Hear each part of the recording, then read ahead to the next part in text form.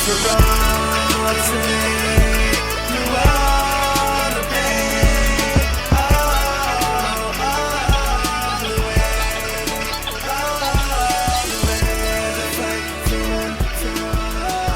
welcome to the Sleeper Wire Show. It's the end of Week 12, start of Week 13, Monday edition. I'm your host, Jason, and with me is Max. Max, how you doing this week? So far, so good. Really looking forward to this upcoming week's football. Last week was a few heartbreakers, made some bad decisions, Cameron Brate namely. But besides that, pretty good. How about yourself? Doing pretty good. It was a weird fantasy week for me. As is with most of my games, I have like 16. I don't even know how many leagues. Like, it's double digits at this point. I think I'm about 50-50 this week, but it's one of those weird weeks where my really good teams had bad weeks and my really bad teams had good weeks, and that's how it goes sometimes. But if you want to find me on Twitter at FL_Dr. Max is at MaxSW23. You can reach out to us if you like what you hear. Tell us you like it. Ask us some questions. Give us some advice. I don't know. Just reach out and talk to us. Before we get into the news, I want to mention Pristine Auction. Pristine Auction is the perfect place to get authentic autographed sports memorabilia. New members can use the code SLEEPERWIRE at sign up to get $5 off their first purchase. I've been saying this over and over and over again. If you like that $5, you can take it and donate to Rob. We help him with his Lyme disease. We're donating to help find a cure for Lyme disease. We're trying to get Rob the medicine and treatments he needs. It's just to live a good life. So if you get $5 off by buying something at Pristine Auction using the code SLEEPERWIRE, donate it to a good cause back to us at SleeperWire so we can help Rob. All right, and now we'll get into the news. The Bengals coach Zach Taylor has announced the team is going back to Andy Dalton. Does he finally get to eat his birthday cake, Max? I think it's a smart move. I actually don't think Andy Dalton's that bad of a quarterback. I mean, I don't think he's great, but if you look at before they benched him, he was the fourth in yards, and that is attributed to their defense being horrific. But still, he's a serviceable quarterback. I think the coaches were just trying to put the blame on someone, and they chose Dalton. But then when the rookie comes in and flounders just as bad, and the defense looks just as bad, you really can't blame Dalton for what's happening.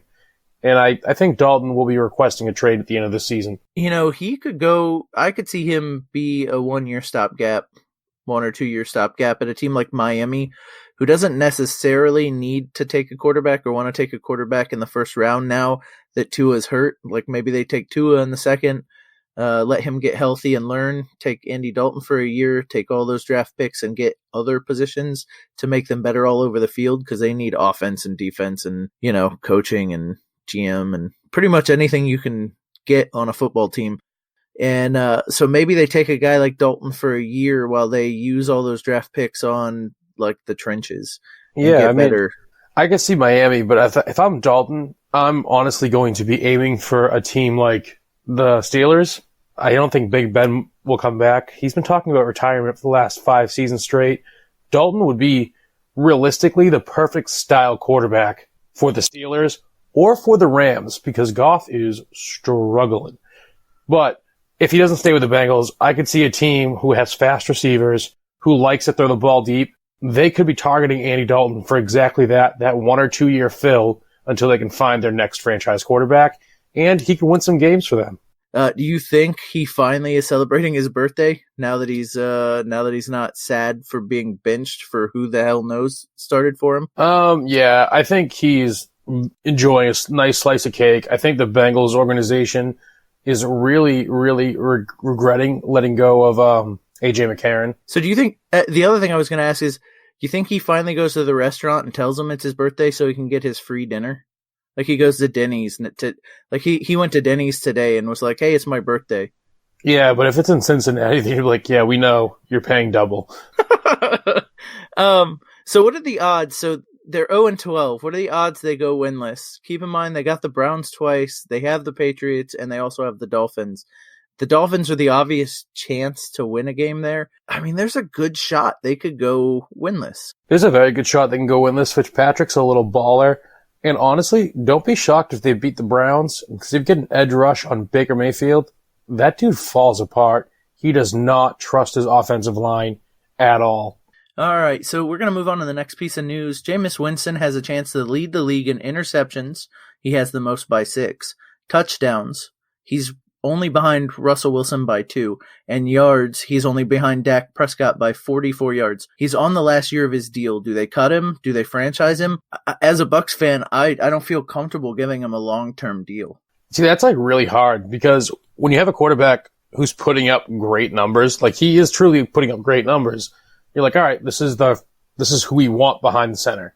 But he is the riskiest quarterback the NFL has ever seen. He does not mind throwing the ball into like quadruple coverage, which will lose you more games than it'll win you. So I think they might franchise tag him and really, really focus, maybe with someone like Peyton Manning, honestly, just for game management skills, to help read the field, to read the positive plays, because the kid's extremely talented. His numbers show that. He mentally isn't there. So I think the problem with that is that's what Bruce Arians was supposed to do. That's what Byron Leftwich was supposed to do. Bruce Arians is supposed to be the quarterback whisperer. Byron Leftwich is supposed to be pretty good with QBs.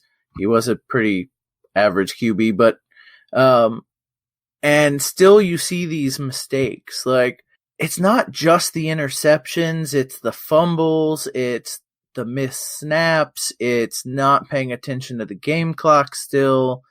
It's a lot of these little things. The numbers are there, but the Buccaneers aren't running the ball. They hardly try. Last week, they had a franchise record low of 8 rushes. 2 of those were quarterback runs, not designed. So they had 6 rushing attempts last week against the Saints. So he's putting up a lot of stats, but is that because they can't find balance? Because Ronald Jones, while he's been better than he was last year, is still not a good running back, and that offensive line isn't good at running. Yeah. I mean, I think Bruce Arians kind of shows that he likes running backs. Every running back that's been under him has performed, from Bruce Ellington to David Johnson. He's a guy who definitely relies on the run game, and if he doesn't trust his running backs, he's not going to give them work. He's definitely not a fan of young players. So, I mean, that could definitely be a factor, but still, throwing the ball, I know it's Mike Evans, but into like quad coverage at least 4 times a game. 4 times a game, yeah, easily. Like, come on. There's only so much onus you that can put in the run game, and that right there is just poor decision making. You need a true game manager veteran like a Peyton Manning to sit down with you and really, get it through your head what your reads are. If you're good enough he was good enough to be drafted in the first round. Can't recall if he was first overall, but first round. He was first overall. Yep. I thought so. I couldn't remember if he was first or second his year. So he's talented. He's smart enough. He just really needs to tie it all together at this level. And with the amount of weapons they have, if they could lock down a running back, my God, Tampa Bay's offense could be unstoppable. Eric Ebron's heading to the IR. He needs procedures on both of his ankles. Pretty disappointing season for Eric Ebron this year after a breakout year last year. With that said, now that there's only one tight end to speak of in Indianapolis, would you take a shot on Doyle? I mean, Doyle, he was very serviceable before. Like, Ebron, I hated his whole career, but he was really good on the Colts. But, Doyle's talented, so I don't see why not. And this isn't another Cameron Brate situation where I hate that man because he's talented and they don't even throw to their tight ends. This is a guy who had talent. He was outshined by another tight end. That tight end's gone. He still has talent. He didn't lose it. If you're a guy like me who punts on tight end and you've been streaming Jason Witten and Greg Olsen and you've gotten Everett, or maybe you've gotten lucky and you got Waller, but he's underperformed the last several weeks. Jack Doyle's got the 10th easiest schedule for tight ends going forward. So without competition there, I think he's in good shape to be a top 10, a top 5 tight end week in and week out going forward. So he is a guy I'm looking at. And before we get to Ebron, though. So moving on, Andy Reid says he's optimistic Tyreek Hill will be ready for this upcoming week after his injury versus the Chargers. He did some individual work before the bye week, before leaving for the bye week. Do you trust the team here? Wouldn't you rest him to make sure he was ready for the playoff push?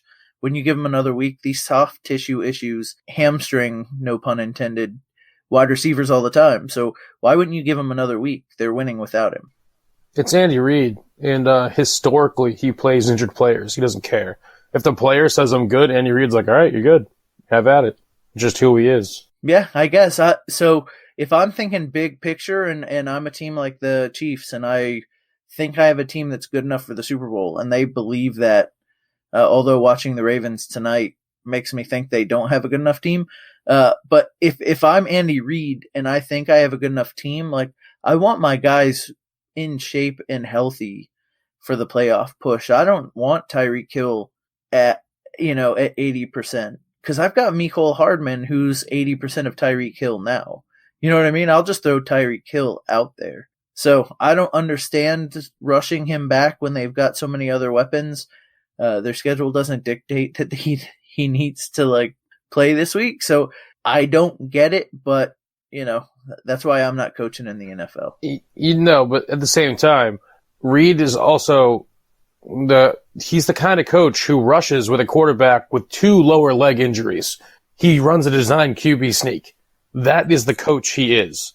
So it's to be expected. If Tyreek doesn't play, I wouldn't be shocked, but I'm also not going to be shocked when he suits up on Sunday and gets the ball thrown to him 9 times. All right, last piece of news we have is Mason Rudolph being benched after getting hit in the head by Myles Garrett. He came out and threw a stinker. They went to Devlin Hodges. Something about a duck call. I guess he's a duck hunter.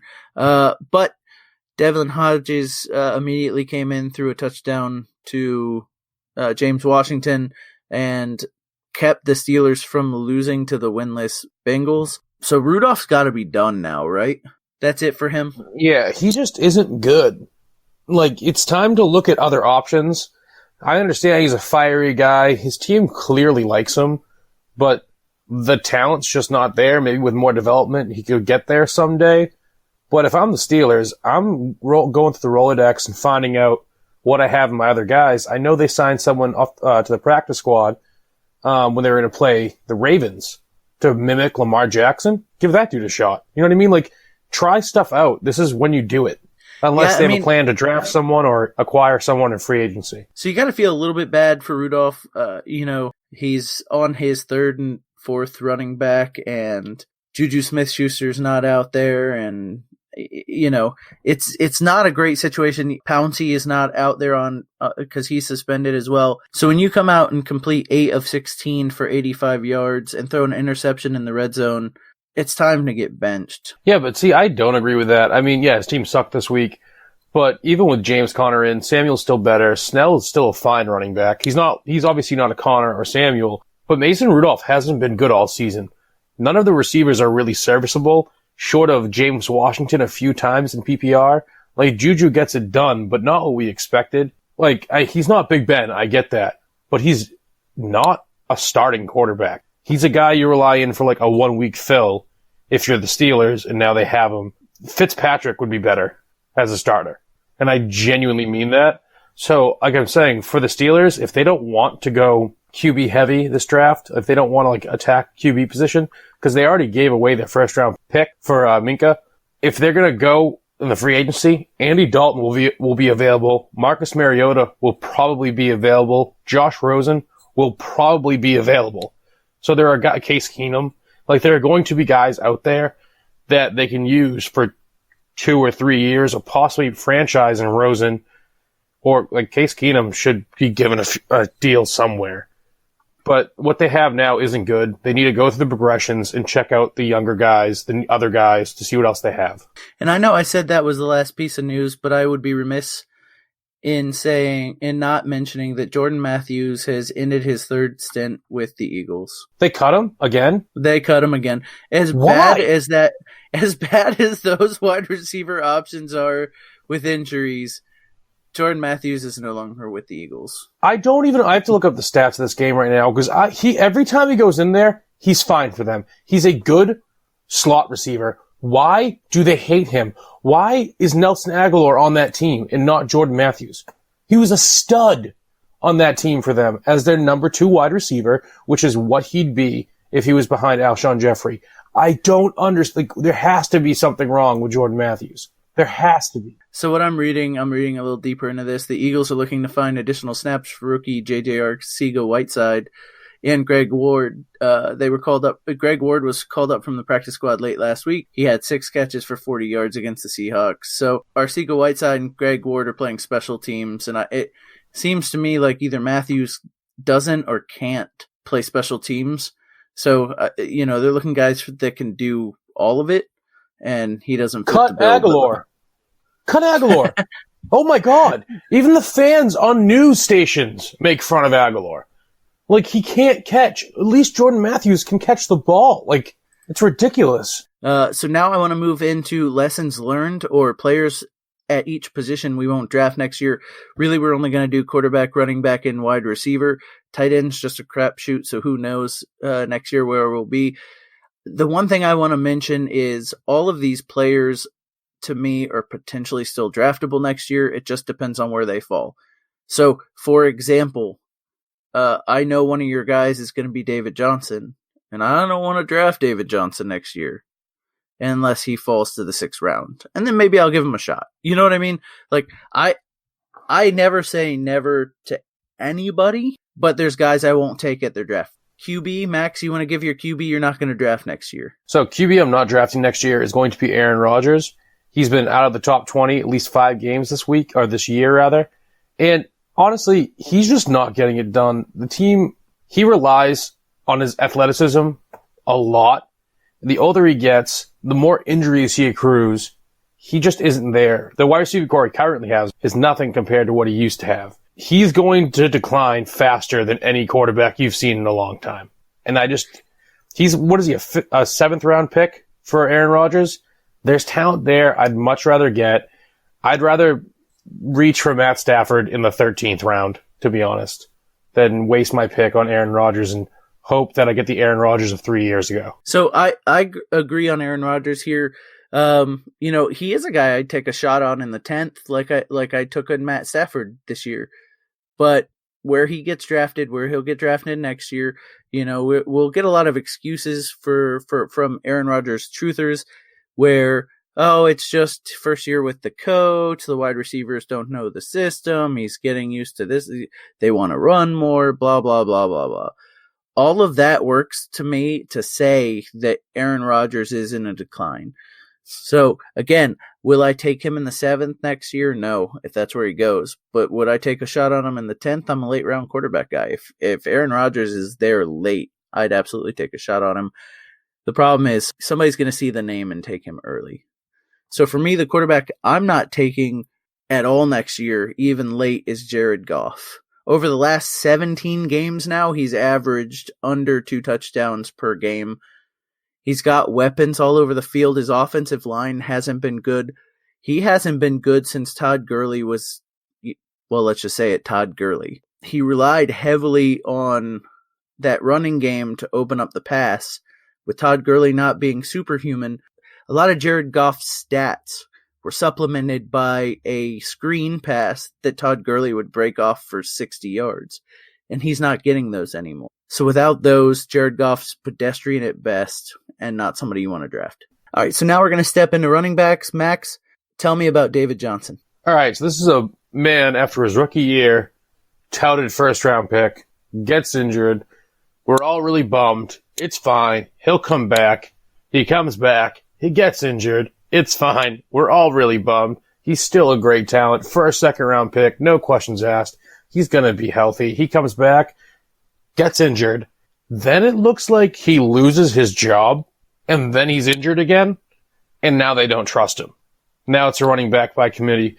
This is a guy who looked like, to everyone, he was going to be the next big thing. Big running back, doesn't mind running into you, has the finesse to get around you. To me, like, when I first saw him his rookie year, I was like, yo, this could be like an AP mixed with LT.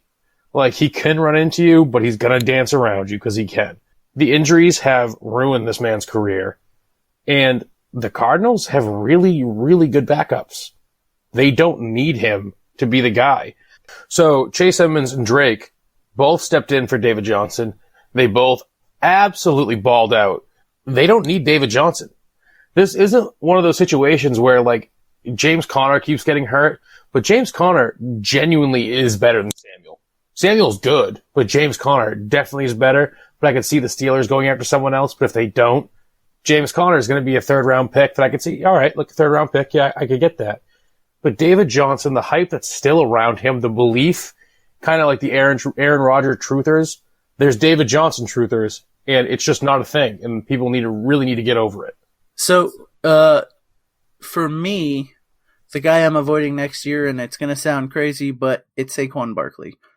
Because you're going to need to spend really high draft capital on a guy who is very impressive as a player, but is still on a bad team. So unless that team improves a good amount.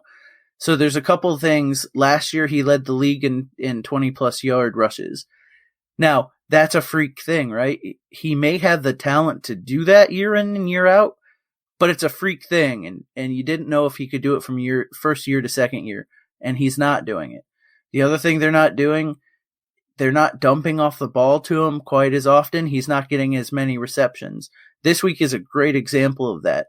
3 targets this week. They were playing the Bears, who have been susceptible to pass-catching running backs, and he only got 3 targets. Why is that? Because Daniel Jones is competent into throwing the ball down the field, where Eli Manning wasn't. I'm not saying Saquon's not a good talent. I'm not saying he's not one of the best physical freaks on the field. What I'm saying is his team isn't putting him in position to score a lot of points, so I'm not taking him early in the first round next year. And he'll go there. He'll go 4th overall. He'll go behind, just think about it. He'll go behind McCaffrey. He'll go behind Zeke, who's living on name right now too. He's going to go behind Kamara. He's going to go behind Cook. He may go behind Henry. And but for Zeke living on name right now, when they give him 20-plus carries, he does still perform. But Barkley this year reminds me of Maurice Jones-Drew, where it's like, this guy is so talented. When at MJD's prime, sorry guys, arguably the best running back in the NFL, the Jaguars as a unit were so bad. All any team had to do was stack the box. That's it. And they beat them. The Jags, when they had Maurice Jones-Drew, and it was so sad to watch such a talent get wasted because they couldn't help him. Well, it's just like Mixon this year. Mixon's extremely talented. Oh yeah. But that team's trash. It's good talent being wasted on bad teams or teams that don't use their talent properly. So it's not that I don't like Saquon. And listen, if I was in the late first round and he fell to me, I'm taking him. But earlier in the first, I'm taking a more sure thing. So we're moving on to wide receiver. I've got T.Y. Hilton and A.J. Green. I've got players like that. Here's the problem. T.Y. Hilton and A.J. Green are both super talented. A.J. Green will probably go in the 4th round next year. T.Y. Hilton will probably slip into the 3rd, and they both have a ton of talent. But these are guys that now, for multiple years, have had injuries, missed good chunks of your fantasy season, and hurt you when you needed them the most, when you're trying to make that playoff push. Sure, T.Y. may come back now, and if you have him, he may help you in your playoffs, but you had to have made it there in the first place, and having him injured for multiple games while Zach Pascal catches some touchdowns doesn't help you at all. A.J. Green is coming off his 2nd injury-riddled season. They keep saying over and over and over again, hey, this is going to be the week, this is going to be the week, this is going to be the week. It hasn't been the week. So for me, I'm avoiding these types of players with a ton of talent, but an injury history, because the best ability is availability, and these guys aren't giving it to you. Now, again, if A.J. Green drops to the 9th round, T.Y. Hilton drops to the 5th round, okay, maybe you take your shot. But especially in the early rounds when you're still getting starter-style talent, I can't take guys who are going to be on the bench. I agree with that, except for A.J. Green. If he gets off the Bengals, which it's looking like he's not going to be there, a 4th-round pick, I'd take the flyer because I don't think he's actually hurt. Like, I genuinely don't think he's hurt at all. What team would you like to see him on? The Steelers would be nice. Would be a really nice fit for him. Houston would be nice. Him, Will Fuller, and Hopkins would be crazy to watch. I could see him going to the Ravens because they have money, and besides Brown, their wide receiving core is terrible. So my thought there is he's going to get you the same amount of points on the Bengals bench as he does on the Ravens bench or the Texans bench. I mean, at least on the Texans, he can sit with Will Fuller and hang out. I mean, I agree with he gets hurt a lot, but at the same time, a full season off could be what he needs because he was another one of those players who would come back early, who wouldn't be fully healed, but he'd give it all for his team. And it's writing's on the wall. It's clear as day. He's done. He does not want to be there. So he's not going to suit up. He doesn't give a crap. Well, and I think it would be a mistake from them at this point. You're 0-12. Why would you take a guy who's been that good for you for so long and subject him to that kind of injury, like re-injury, Like the Seahawks did. Exactly.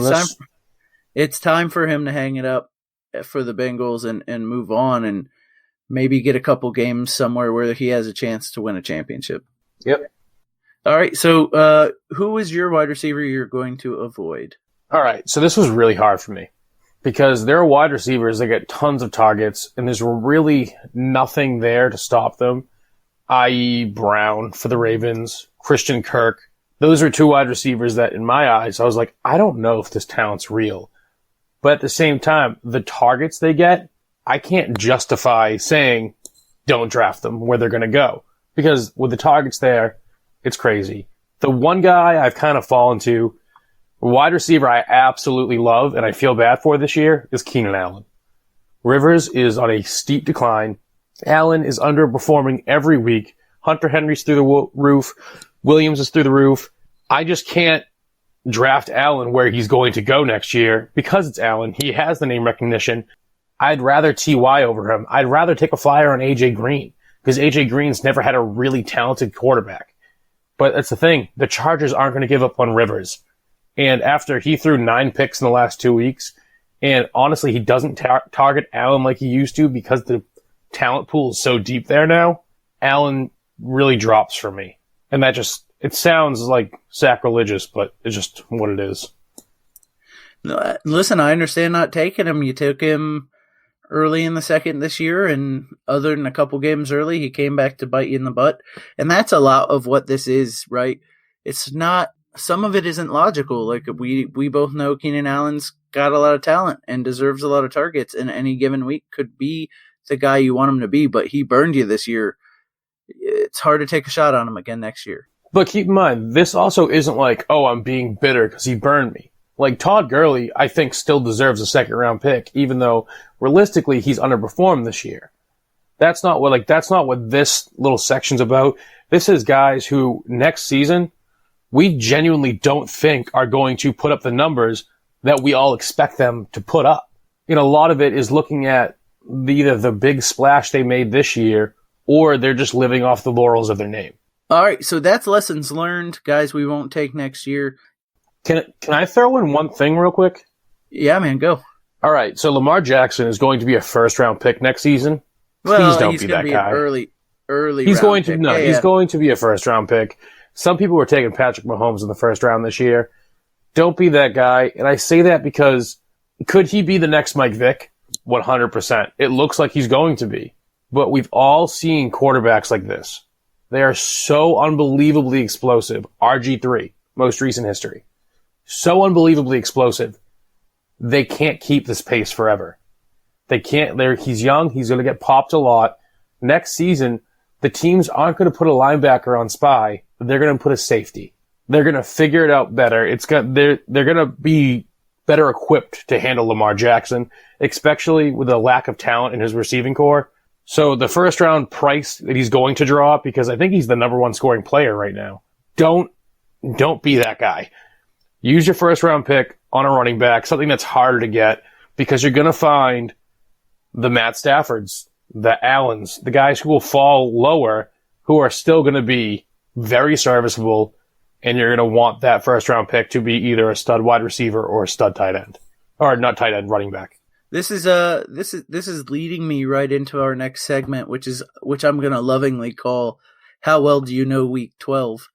And I'm going to ask you questions about each of the skill positions, see how well you know your stats from Week 12, and that'll break us into these players going forward, whether we think that each of these high scorers, these players that did really well this week, can continue it.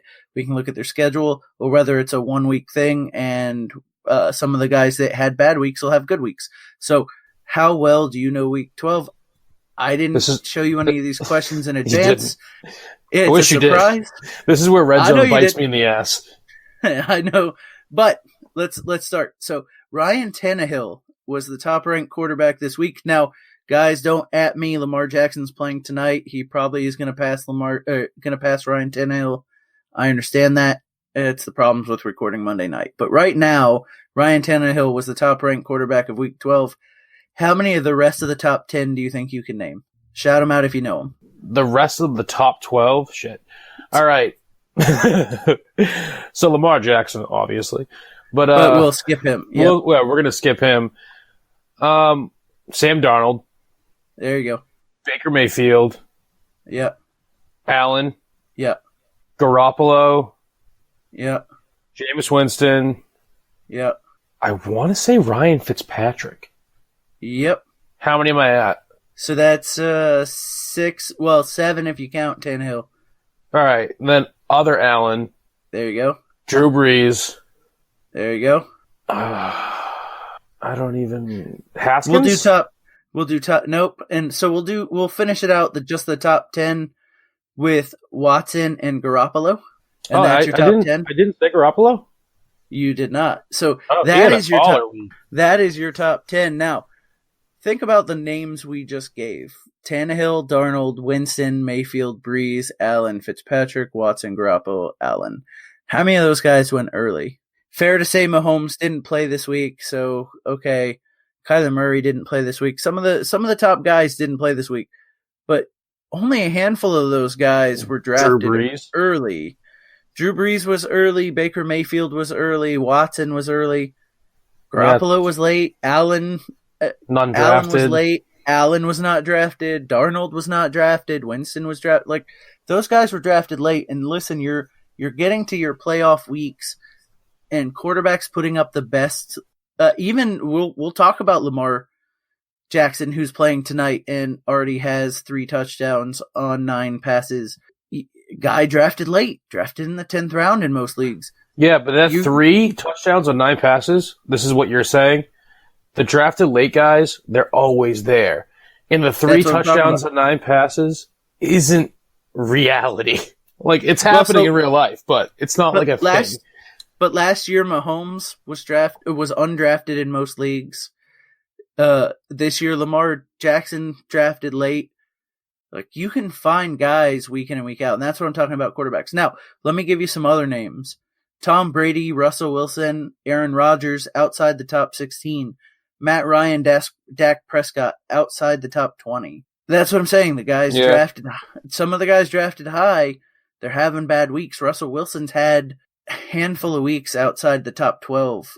I gotta get the stat, but I think it's 4 of the last 5 weeks. And listen, he's playing lights out for his football team. You know, you line up Jameis Winston and you line up Russell Wilson. I want Russell Wilson every time if I'm running an NFL franchise. But if I'm playing fantasy football and there's only 2 points for an interception, I want the 4 touchdowns, not the no interceptions. You know what I mean? So that's just something to think about. And we were talking about not drafting not drafting Lamar Jackson next year. That's why. Don't draft Lamar Miller either. Yeah, well, don't draft. I was going to just cut that out. But yeah, don't draft Lamar Miller either. So looking at the schedule going forward, the quarterbacks with the easiest schedule: Jameis Winston, Ryan Tannehill, Jacoby Brissett, Nick Foles, Ryan Fitzpatrick, Baker Mayfield, Sam Darnold. None of those guys were drafted early. So for your playoff push, the easiest schedule for quarterbacks, guys you didn't draft. The hardest schedule going forward: Josh Allen, Dak Prescott, Patrick Mahomes, Lamar Jackson, Deshaun Watson, Aaron Rodgers, Jared Goff. Guys you drafted early, toughest schedule. Now, we think Patrick Mahomes will be able to overcome that. Lamar Jackson, probably good enough to overcome that. But Deshaun Watson hasn't the last 2 games he's played. Aaron Rodgers certainly hasn't most of the games he's played.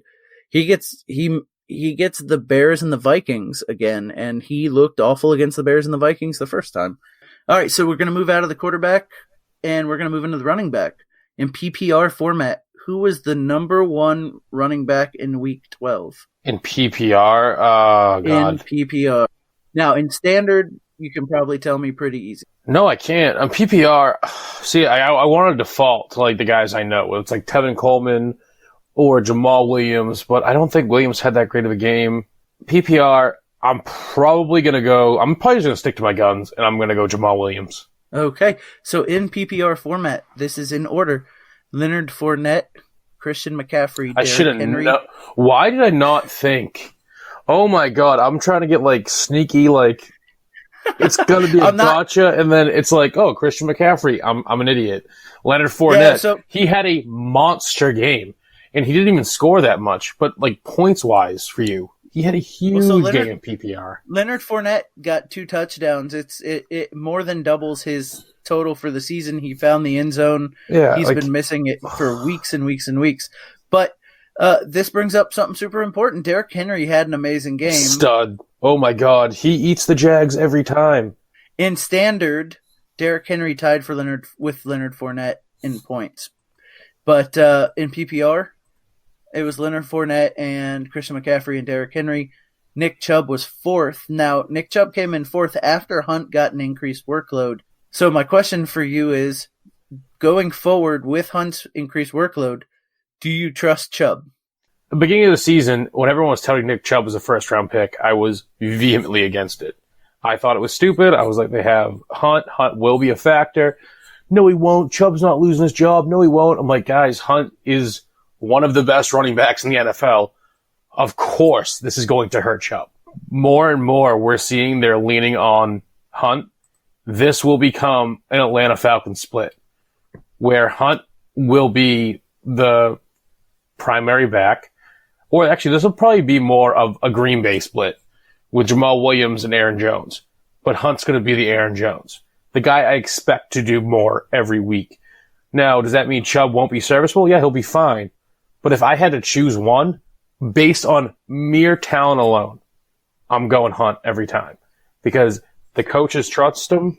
I have the exact opposite. I'm looking for Chubb every week. Yeah, that's because you're crazy. Well, Chubb's touches have gone up every week that Hunt's played. So it's not just that they're putting them both on the field, but Chubb got 21 carries last week and 25 carries this week. So I think Hunt's presence on the field helps Baker Mayfield. It opens up the backfield for some receptions that Chubb couldn't give him, but they're putting them both on the field at the same time. And I think that helps them both. So I still see a 60-40, 70-30 split for Chubb. Wait, you think Chubb's going to get the 70? But like even I'm saying it'll be like a Green Bay split where Jamal Williams is more than serviceable for you. That being said, Aaron Jones is the guy you expect to put up more points.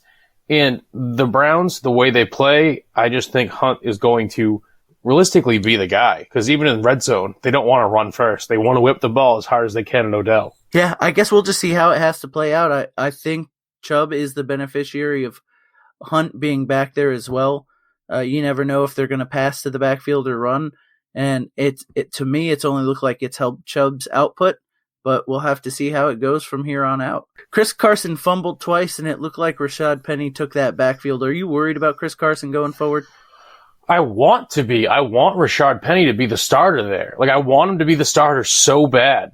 But Chris Carson is just good enough to never let go of that job. So if I'm worried about Chris Carson, yes. But I'm worried, like Pete Carroll is saying it's going to be a split backfield. I think it's going to be more like the beginning of the season, where it's truly going to be a split backfield. Rashad Penny looked fantastic. That being said, when Chris Carson gets hot again, they're going to go right back to him. So if you have Chris Carson and Rashad Penny, I would just keep rolling with Carson. But if Penny's on the wire, get him now. Because if Carson fumbles again or gets hurt, it's Penny time. And that could be huge for the playoffs. We're going to move over to wide receivers. And of course, Chris Godwin was the number one wide receiver this week. That one was easy. Let's try the top 10. Can you tell me who number 2 was? Dig deep and tell me who you think number 2 was. Michael Thomas. No, Michael Thomas had a good game, but number 2 was... Jarvis Landry, that little son of a bitch, gets targeted so much. Yeah, so it's It settled into where Landry's the number one wide receiver and Odell Beckham's he also ran.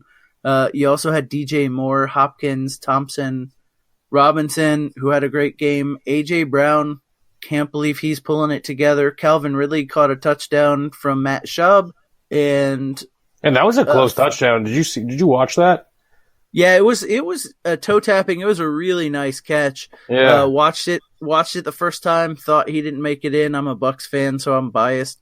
And then saw it again and thought, that guy, he's got some footwork.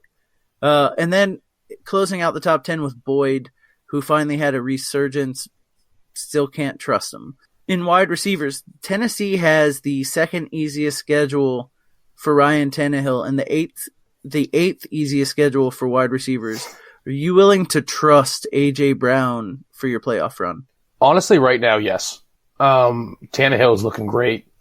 Tannehill is a guy who picks favorites. We saw that with Landry, but Landry is a great talent. But he doesn't mind throwing to the hot hand. And as long as Brown stays the hot hand, like as long as he keeps catching the ball and keeps being productive, Tannehill's going to target him a ton. It's almost like Mitch Trubisky and Allen Robinson if Mitch Trubisky had any talent at all. I'm going to agree too. I like A.J. Brown going forward. Yeah. All right, so their schedule opens up pretty nice over the next several weeks. They got the Colts, the Raiders, and the Texans over the next 3 weeks. To me, that's an easy schedule. Those are matchups that I can see Tannehill and A.J. Brown winning. Your championship game, they got the Saints, who just got torched, but you don't expect to see that week in and week out, so maybe that's where you set them. But over the next several weeks, I like both Tannehill and A.J. Brown. Those are guys you can start if you're streaming wide quarterback and you need wide receiver help for injuries. Those are guys I'm a fan of in the next several weeks. So another thing to mention, Jarvis Landry was the number 2 wide receiver. DJ Moore was number 3 this week. Both guys have put strings together here of good games. DJ Moore's been targeted and caught almost everything thrown to him. He's getting double-digit targets every game.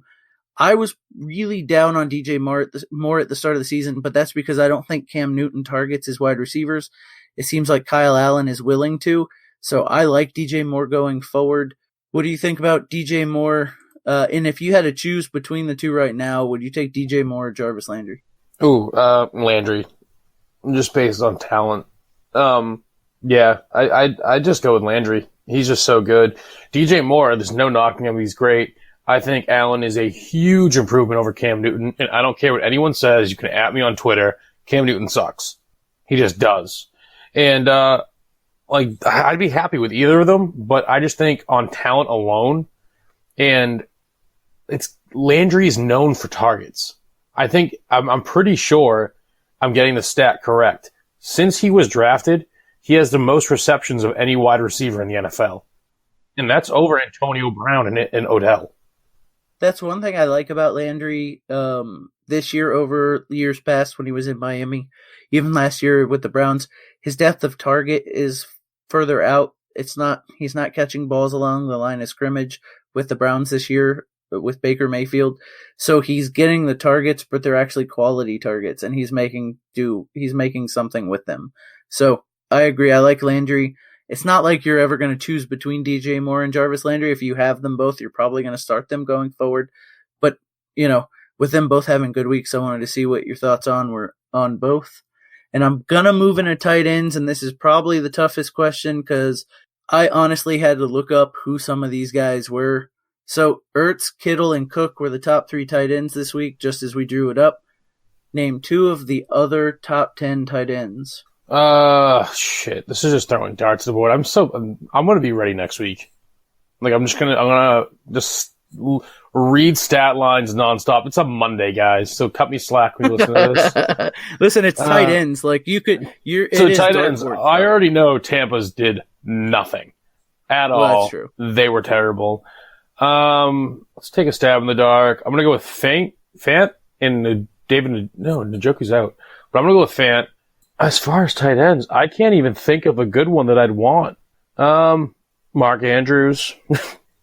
He's playing tonight, so I don't know. But yeah, he's killing it, too. He's having a great game tonight. Yeah, I don't. So we obviously didn't add the Ravens. But let me give you these names. Okay. Caden Smith.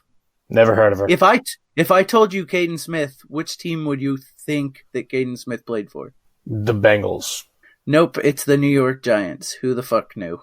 Yeah. Mike Gesicki caught a touchdown against Cleveland. Okay. If I gave you Logan Thomas, who does Logan Thomas play for? The Saints? No, Logan Thomas plays for Detroit. Oh my god, this is making me feel so dumb. Now listen, I had to look up. So I knew Logan Thomas, but I had to look up Caden Smith for sure. Then you had Ryan Griffin, Greg Olson, Dallas Goedert, Eric Ebron, right? So my question, I've been trying to tie some of these questions in. This is the last one, and then we're going to close the show. Darren Waller finished outside the top 10 when you had guys like Caden Smith, Logan Thomas. You have to start Waller. You have to start him. And Eric Ebron with 2 broken ankles. Are you worried about Darren Waller? Darren Waller had a bad game, but he's had a handful of bad games now. He's had a handful, but Oakland's had a handful of bad games. And I'm not it's one of those things where tight ends, like I always say, you don't expect much out of them. Like, you don't expect home run hitters. And everyone shouldn't. Like, I was pissed this week at Cameron Brate because he got 1 target. That's not really on him, but such a high-scoring game, I would expect more. But Waller is consistent. He may not be the elite guy that he can be, but, next week against the Chiefs, it's going to be a pass game. Chiefs defense doesn't scare me at all. Who does he play right after that? He plays the Titans. Again, another defense that, to me, just isn't scary. Week 15, he's got the Jags. So, again, another defense that really doesn't scare me. I have no problem rolling with Waller. You kind of know what the floor is going to be. So it's just so much safer than grabbing Fells. You know what I mean? Or Higbee. Hoping for a touchdown on Dude, I had to add Higbee this week because Hunter Henry was on a bye. I have Henry in 2 leagues. One I got Brate and one I got Higbee. You know what that did for me? Absolutely nothing. So you need So let me ask you this, because we talked about it last week, but now Ryan Griffin's outscored him in 3 out of the last 4 weeks. I think 4 out of the last 5 weeks. If you had to choose today going forward, Ryan Griffin, who just got a new contract and is playing the Bengals and Dolphins the next 2 weeks, or Waller, who are you going with? Probably still Waller. Yeah, I think I'm going Griffin. It's I'm in a work league where half the people are tacos and the other half are paying attention, and I was still able to get Griffin off the waiver wire. So now I have Waller and Griffin. So it's going to be a question I have the next couple weeks. The next 2 weeks, I just like Waller's matchups. Like, that's just where I'm at. The Jets' defense was so stout, it was crazy. But KC's defense really isn't that good, and their offense is extremely talented. And Waller is just one of those guys where they need him to be open. And I think the other issue with Waller right now is he truly is the best receiving talent on that team. And so when there's no one else to spell from you, it's really hard. But Williams is coming up. So one thing I can say for Waller is with Hunter Renfrow getting hurt, that's one thing we didn't talk about in the news. He broke a rib, punctured a lung. He's not going to be playing for weeks. That's the guy that I think has been taking a lot of Waller's targets. A shifty guy underneath, the slot guy. Waller's going to get an increased target load from there, so I can see him getting back to where he was at the beginning of the season. For me, I'm still taking Griffin until Griffin shows me that I shouldn't. With that, we are closing out Week 12 and welcoming you into Week 13. I've been Jason with the Sleeper Wire Show with Max. You can follow Sleeper Wire on Twitter at Sleeper Wire Show. Check out all the shows we have on the Sleeper Wire Network. Tuesdays and Wednesdays, we have live shows on Mixler. Check out the Friday show with Professor Chris. And Sunday morning, we have Start Sit Advice on the Blitz. Guys, good luck this week. I'll be ready for trivia next week. That's a promise.